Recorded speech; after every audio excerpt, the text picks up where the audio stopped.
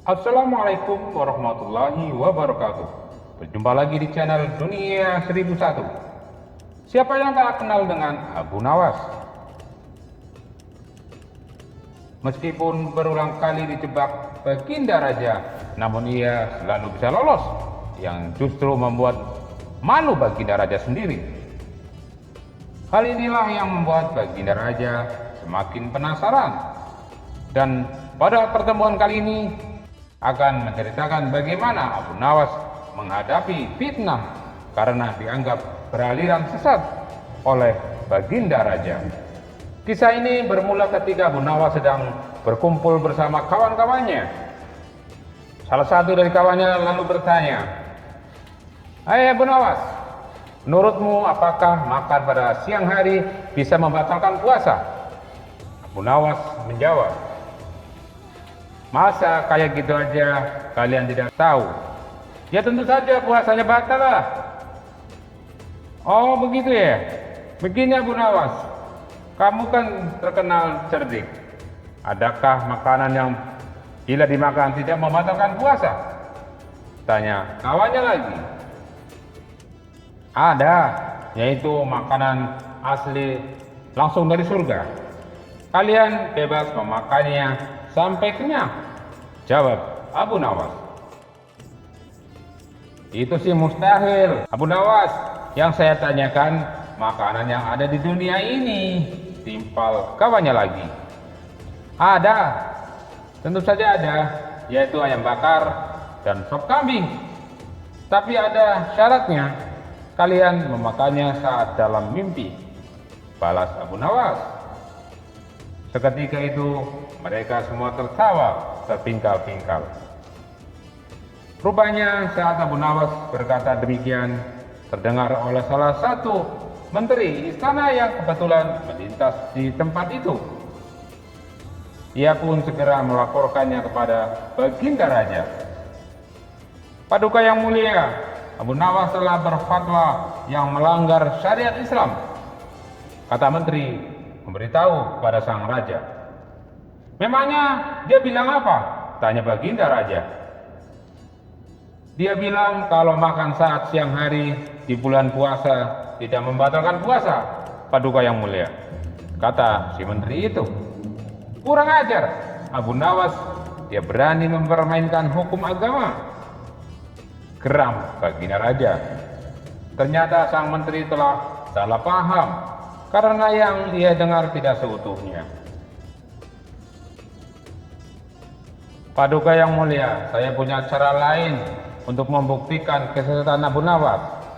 Dengan begitu Paduka bisa langsung menghukumnya," kata sang menteri.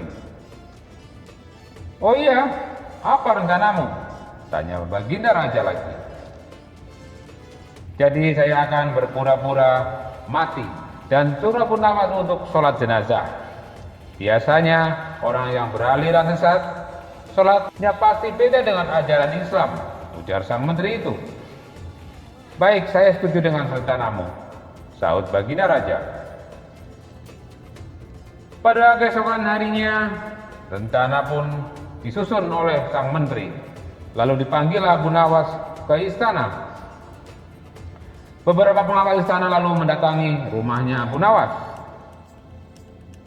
"Tuan Abu Nawas diperintahkan datang ke istana," kata salah satu pengawal istana. "Memangnya ada apa?" tanya Abu Nawas kembali.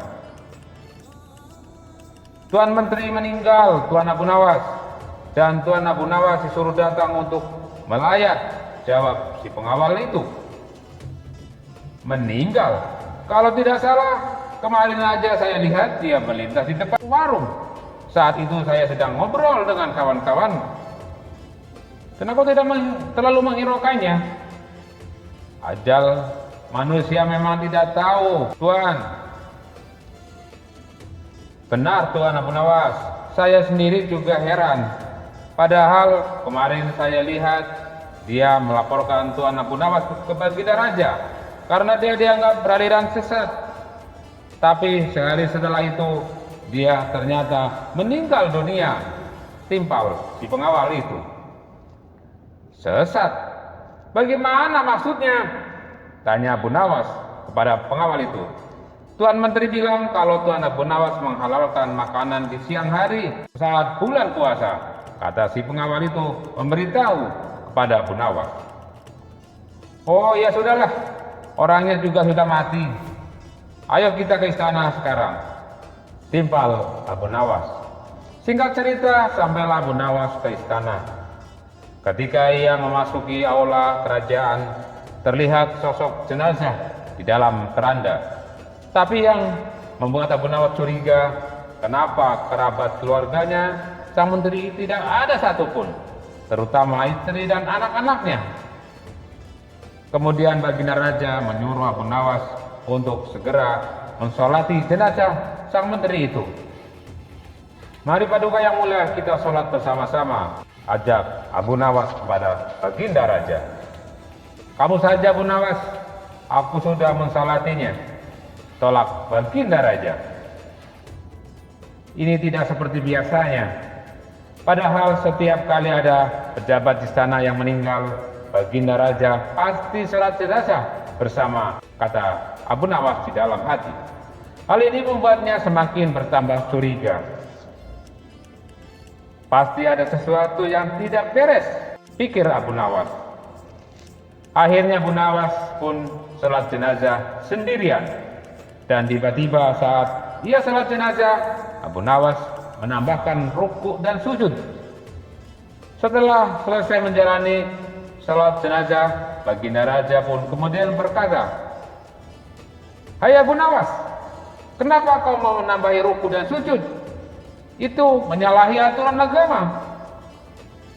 Dengan entengnya Abu Nawas pun membalas,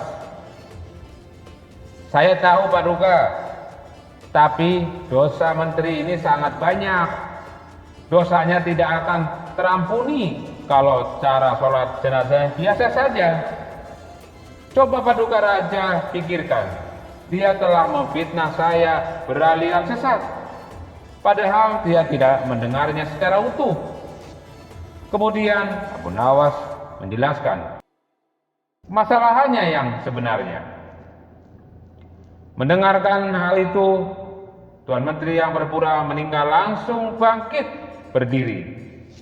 "Kurang ajar kau Abu Nawas, justru kamu yang dosanya sangat banyak," bentak Tuan Menteri. "Lihatlah tuanku, jenazahnya hidup kembali," teriak Abu Nawas sambil berlari berpura-pura ketakutan. Sementara baginda raja spontan tertawa terpingkal-pingkal dengan ulah Abu Nawas ini.